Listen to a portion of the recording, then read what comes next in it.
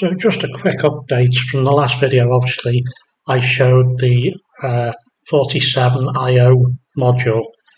Now, I've suddenly come to realise 47 GPIOs for me is not going to work, because for my layout I need a lot more inputs and outputs for the Mimic panel. So we've already started working on a solution for this. The solution is going to be the MCP23017, which are readily available and not too expensive, and offers an I2C 16-channel module.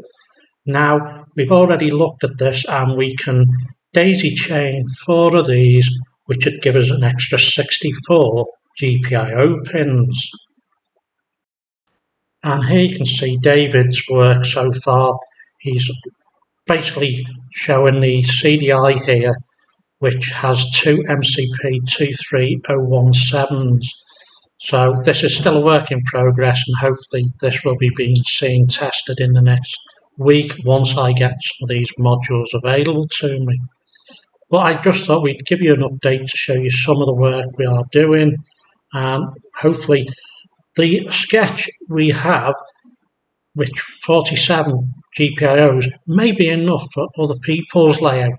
But obviously I'm trying to push the limits for my layout. So hopefully this shows you some positive way forward for if you decide to adopt this method.